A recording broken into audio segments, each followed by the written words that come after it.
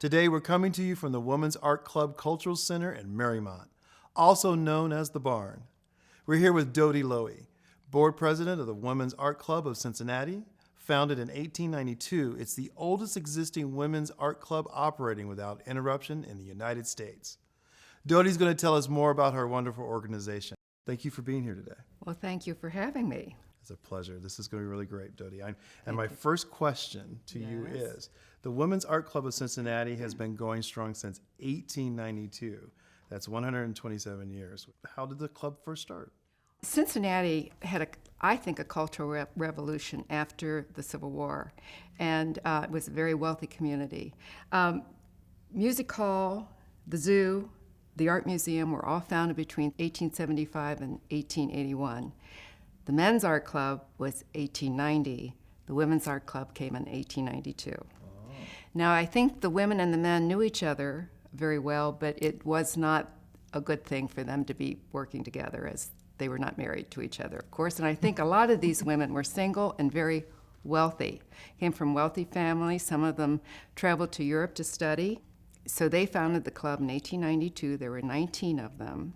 Okay. Mary Spencer, Laura Fry, who was the daughter of a wood carver here in the city. Some of his furniture is in the Cincinnati Art Museum.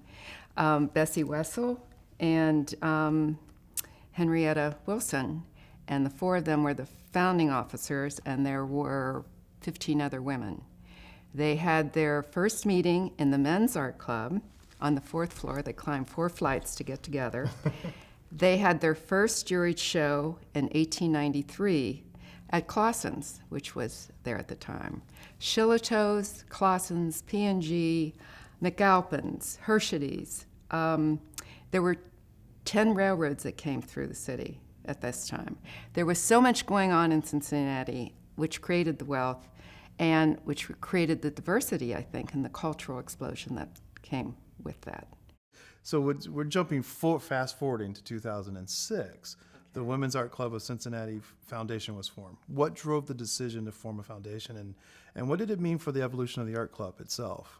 It was a big evolution, for sure. The art club met in homes and in other venues. They did not have a home till I think it was the 90s that they moved into the Pendleton downtown.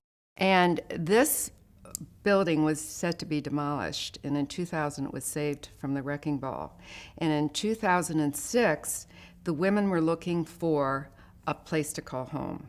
So 5 or 6 women came from the Women's Art Club of Cincinnati and looked it over, and after much to-do, it was put out to the membership, much discussion, they decided to be the initial buyers of this building. Now, the foundation was created to run the barn, and it is a separate entity. It, of course, has a board just like the Cincinnati Women's Art Club has. They're a nonprofit. We are a nonprofit. Also, the foundation gets grants, which help this barn develop. They got a $250,000 grant from the Ohio Art Cultural Foundation Commission, which initiated the renovation. And as you can see, we have a beautiful art show here. We have lots of displays, lots of gallery shows. We have classrooms here. We have studios here. We can get into that more if you like. And we're going to talk about that as well. I mean, just knowing that we're inside of the space with this beautiful exhibit of quilts celebrating Prince, which is pretty cool. Yes. And next year's Bob Ross, correct? Next year is Bob Ross, and the year after that is Princess Diana. So we've got some great exhibits coming up. So that's really great about. And you touched on membership. So how many members does the Women's Art Club currently have? And can you tell some about what are the opportunities if you do decide to become a member? What do you gain as a member? Well, we have about 280 members, and somewhere in that vicinity. We have 3 types of memberships. We have an associate, we have a signature membership, and we have an honorary membership. We have monthly meetings with a speaker or a demonstrator, which are always interesting. And we have workshops, and we have 3 or 4, sometimes 5 of those a year. Wow. We have a juried show in the spring, which draws from all over the tri-state. Then we have an all-member show, and we have a signature show. So we have 3 shows. Plus, we're here and can avail ourselves of all the things that are going on in the barn. They have classes going on. The Women's Art Club is all women. The barn is open to men, women, and children, and there's things going on continually here. So it's just a great venue for us. You know, the Women's Art Club has a long history, and you know, being a part of the cultural landscape that you talked about. Is there one project or an achievement that stands out to you as being significant? Well, I think the barn, obviously, is probably our main thing. And then we also have the mural downtown, overseen by Artworks and designed by Tina Westerkamp and done by students from the School of Creative and Performing Arts and the Art Academy. So that was unveiled about a year and a half ago. And it's an amazing thing. And we also give scholarships, but I think basically it's this venue. This is our home now, and it's special.